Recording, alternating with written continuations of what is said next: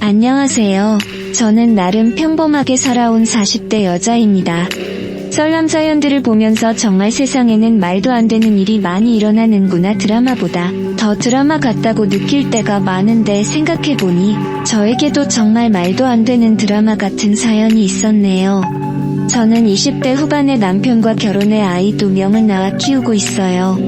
저희 남편은 홀어머니 밑에서 컸는데 시아버지께서는 40대 때 병이 있으셨는데 오래 앓다가 돌아가셨다고 하더라고요. 그 이후로 시어머니는 아들과 함께 쭉 살았던 것이죠. 저희 시어머니는 정말 순박하십니다. 명품 백이나 구두 이런 거 하나 없으시고 꾸미는 것도 잘 모르세요. 저는 그래서 기회만 되면 제 사면서 같이 사드리곤 해요. 그럴 때마다 비싼 거 뭐하러 샀냐며 도로 돌려주곤 하십니다. 억지로 손에 쥐어드리면 또 잘하고 다니시더라고요. 며느리로서 너무 좋았어요. 선물할 만나잖아요. 제 친정엄마 같은 경우에는 뭘 사줘도 다시 교환하는 게 이이시거든요. 취향이 워낙 뚜렷하셔서요. 그에 반해 우리 시어머니는 주는 대로 잘 쓰고 잘 입고 잘 드시고 아무튼 정말 편했어요. 뿌듯하기도 했고요. 시어머니가 사시는 곳은 공단 근처라 공장에서 알바 형태로 일을 많이 하세요. 일생을 부지런히 사시던 분이라 집에 있으면 적적하다고 하시더라고요. 저희 집에 놀러 오셔도 걸레로 바닥 닦느라 하루 종일 보내는 분이십니다.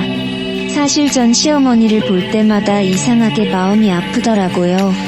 홀로 살아온 세월, 일만 하면서 살아온 인생이 습관이 되어 그것 말고는 할 수 있는 게 없어 보여서요. 그래서 저는 시어머니에게 마음을 많이 썼어요. 시간 내어서 방문도 드리고 주말마다 아이들 데리고 같이 식사도 하자고 했어요. 집에 간다고 하면 분명 며느리랑 손자 온다고 항상 가득 차려놓으실 게 뻔해서 나오시라고 해서 외식을 주로 했어요. 그럴 때마다 시어머니는 잠시 화장실 다녀오신다고 하시더니 계산까지 다 해버리시더라고요. 그래서 저희는 외식할 때마다 누가 먼저 계산을 하느냐에 대한 은근한 다툼이 생기기도 해요. 처음엔 어색했지만 시어머니와 며느리로 10년 넘게 살다 보니 어느새 엄마 같은 마음이 들더라고요. 아무리 해도 시자 들어간 사람은 영원히 가까워질 수 없다는 말도 있는데 저는 좀 달랐어요. 워낙 성격이 유하셔서 그럴지도 모르겠네요. 아이들이 커갈수록 신경 써줄 게 많다 보니 시어머님과 만나는 횟수가 점점 줄게 됐어요. 시어머님은 여전히 공장에서 일을 하셨어요. 600이 훌쩍 넘은 나이에 정말 쉬지 않고 일을 하시더라고요. 그래서 제가 힘들게 일하지 말고 쉬시라고 해도 놀면 뭐하냐며 계속 공장에 나가십니다. 시어머니도 일을 하시니 번거롭거나 복잡한 일들은 제가 거의 처리해드려요. 예를 들면 보험 처리라든지 공인인증서 갱신 같은 것들 있잖아요. 근무 중에 가기 힘든 은행도 제가 대신 가서 금융 관련 일을 처리해드리곤 합니다. 그날도 아마 시어머니께서 공장에 계셨고 저는 시어머니가 처리해달라고 한 일이 있어서 인터넷으로 시어머니의 주민등록 등본을 프린트했습니다. 프린트한 등본을 무심코 보는데 뭔가 이상하더라고요. 시어머니 이름 밑에 또 하나의 이름이 더 등록이 된 것입니다. 그것도 영어로요. 저는 너무 당황해서 업무 처리가 잘못된 것 같아서 동사무소에 전화를 걸었어요. 동사무소 직원은 잘못될 리 없다며 본인에게 확인해보는 게 빠를 거라고 하더라고요. 저는 이 사실을 남편에게 알리고 남편과 함께 시댁에 가서 어머니가 퇴근할 때까지 기다렸습니다. 시어머니는 퇴근하고 집에 들어오시더니 저희를 보고 무슨 일이냐고 물으시더라고요. 저는 시어머니에게 등본을 보여주며 물었어요. 어머님, 여기 등본을 했는데 이상해서요. 어머님 이름 밑에 또 이름이 하나 더 있어요. 이거 아는 사람이에요? 아니면 누군가 어머님 명의를 도용한 것일 수도 있으니까 신고부터 해야 돼요. 내버려 뒤 내가 직접 한 거야. 네, 뭐라고요? 이 사람이랑 그럼 혼인 신고를 했단 말씀이세요? 나 사실 만나는 사람이 있었어. 너희한테는 말 못해서 미안하지만 그 사람 상황이 좀 안 좋아서 차마 이야기할 수가 없더구나. 너희들이 분명 반대할 게 뻔하니까 아무리 그래도 그렇지. 어머님, 이런 큰일을 혼자 결정하시고 통보하시면 나도 내 인생이 있어. 이해해줄 줄 알았다. 그나저나 이름이 영어로 되어 있던데 혹시 외국인이에요? 몇 살인데요? 시어머니는 한참 동안 말을 못하시더라고요. 남편은 답답했던지 시어머니에게 소리를 쳤어요. 그러니까 그 사람 외국인이냐고요? 맞아, 파키스탄에서 왔단다. 30살 좀 넘었고.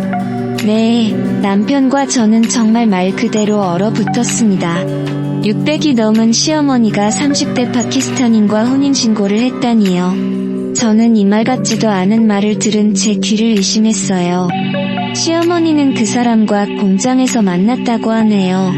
동료로 만나다가 정이 들었고 그 사람이 시어머니에게 진심으로 다가와서 시어머니도 그 사람과 자주 만났다고 합니다. 그리고 그 남자는 자기 힘든 일들을 시어머니에게 토로하기 시작했고 시어머니는 그 남자를 위로해주고 적극적으로 돕겠다고 나서기까지 하다가 혼인신고라는 사태까지 온 것이죠. 근데 큰 문제인 건 시어머니는 이것이 사랑이라고 믿고 있다는 것입니다. 어머님, 그 사람 어딨어요? 월급 더 많이 주는 데로 이직했어. 거기가 어딘데요? 모르겠네. 어머님, 그걸 모르시면 어떡해요? 같이 살긴 했어요. 혼인신고 도장만 찍고 그 남자가 도망가버린 게 아니고. 어머님 말 좀 해보세요. 이게 얼마나 큰 사건인지 아세요? 내가 알아서 아마 그 사람은 아마 한국 비자 때문에 어머님한테 접근했을 거라고요. 부적에 등록해주니까 신나서 도망가버린 거고요. 저는 속상한 마음에 시어머니를 닥달했어요. 하지만 우리 시어머님 계속 그 남자가 돌아올 거랍니다. 정말 답답할 노릇이죠. 어쩜 이렇게 바보 같으신지 제 남편은 답답해서 밖에 나가서 담배를 피우고 있고 저는 계속 한숨만 쉬고 시어머니는 저희에게 계속 괜찮다고 하시고 총체적 난국의 순간이었습니다. 저는 일단 그 남자를 찾아야 했습니다. 분명 시어머니에 대한 마음은 진심이 아닐 테니 그 혼인신고를 취소부터 해야 했어요. 먼저 SNS를 뒤지면서 나름대로 추적을 해봤어요. 정말 서울에서 김서방 찾기가 이런 거구나 싶었죠. 그리고 시어머니가 살고 있는 동네에 있는 공간에 있는 공장들의 사장님들을 한 분씩 찾아냈습니다. 직접 발 벗고 나서니까 의외로 쉽게 찾아지더라고요. 시어머니에게 혼인신고만 걸어두고 도망간 그 남자는 공간 내에 다른 공장에서 일하고 있더라고요. 그 공장 사장님은 이름을 듣더니 바로 알더라고요. 얼마 전에 이직했고 나이도 30대 다 일치했어요. 저는 사장님에게 이 사람이 제 시어머니에게 저지른 짓을 낱낱이 밝혔습니다. 그런데 사장님이 갸우뚱하더라고요. 그 놈이 그럴 리가 없는데. 네, 왜요? 나한테 파키스탄에 있는 아내랑 자식들 사진도 보여줬거든요. 아내랑 자식까지 있어요? 네, 설마 유부남인데 그런 짓을 했겠어요? 잠시만요. 불러올게요.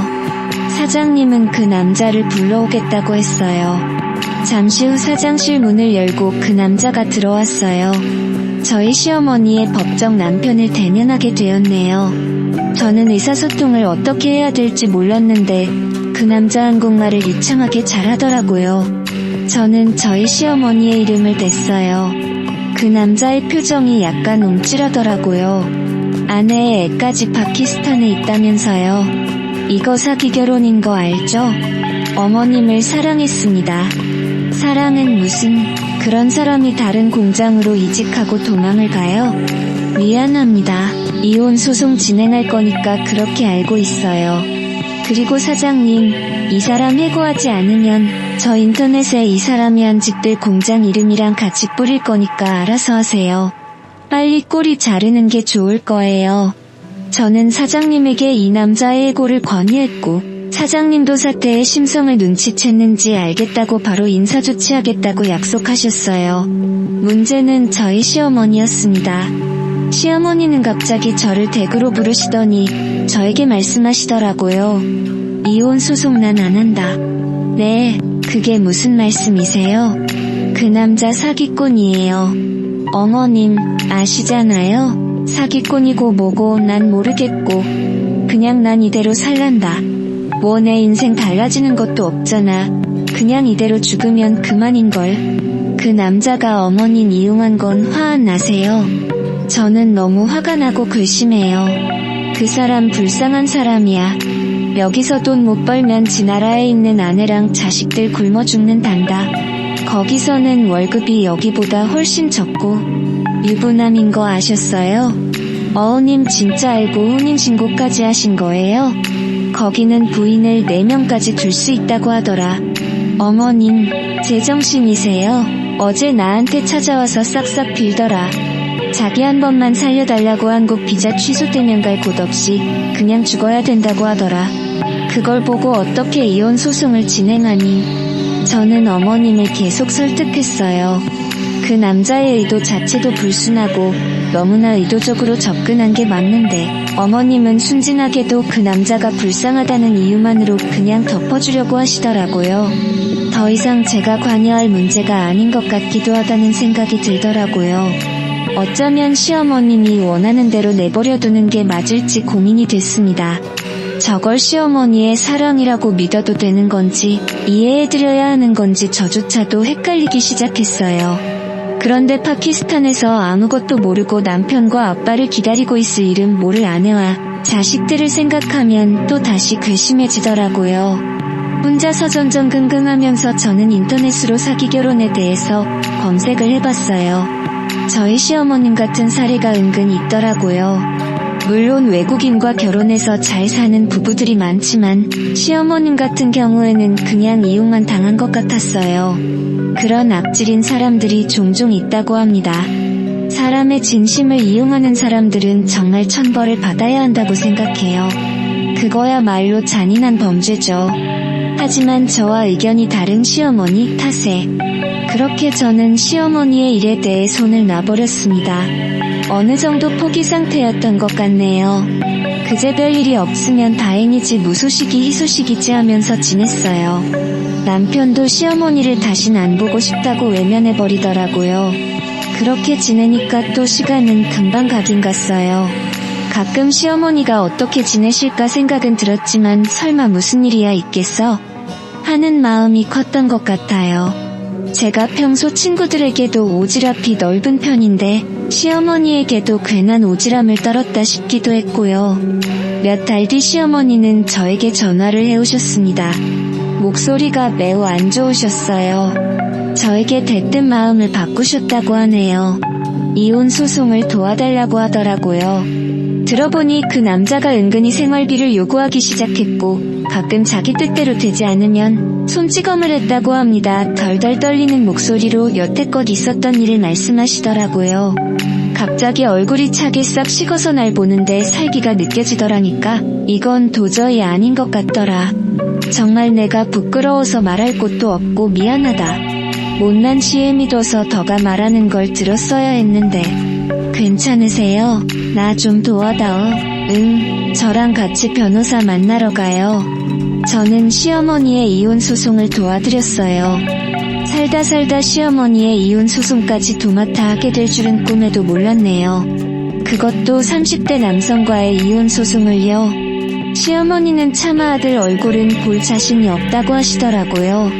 저희 가족이 다 같이 모이는 날은 아마도 시간이 좀 더 걸릴 것 같네요. 내심 시어머니가 마음을 다시 다잡으셔서 다행이라고 생각해요. 하마터면 범죄자에게 발목이 잡힐 뻔했으니까요. 법적인 남편이라는 이유로 얼마나 또 이것저것 저희에게 요구를 했겠어요. 시어머니의 유산까지 탐냈을 게 분명해요. 그런 생각만 하면 아주 소름이 끼칩니다. 법정은 결국 저희의 편을 들어주었습니다. 본국에 부인을 두고 결혼한 남자에 대해 결혼이민 체류자 자격을 인정하지 않고 체류를 정지시키기로 했대요. 결국 그 남자는 꼼짝없이 파키스탄으로 돌아가게 되었지요. 자신의 이득을 위해 사람의 진심을 가지고 장난치면 그 끝이 어떻게 되는지 그 남자가 꼭 알았으면 좋겠네요.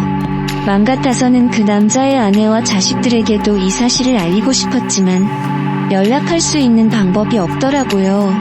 아쉬울 따름이었습니다. 집에 모셔다 드리는 길에 시어머니를 힐끗 보는데 씁쓸한 표정을 짓고 계시더라고요. 아무래도 나름대로의 추억이 많이 떠올랐나 봅니다. 감히 마음을 헤아릴 수 없어서 아무 말도 건네지 못했네요. 그 이후로 저는 시댁에 자주 놀러가고 있어요. 제 친구들은 저에게 뭐하러 시어머니를 챙냐고 하지만 그 일을 겪고 난 후 마음이 외로우실까봐 걱정이 되더라고요. 든 자리는 몰라도 난 자리는 티가 난다고 하잖아요. 못난 놈이었지만 그래도 마음을 주고받았던 사람인데 오죽할까요? 아무쪼록 시어머니가 마음의 회복을 빨리 하셨으면 좋겠어요. 훌훌 털어버리고 다시 예전처럼 가족 다 같이 명절에 만날 수 있는 날이 왔으면 좋겠네요. 그 날이 빨리 오기를 바랍니다. 안녕하세요.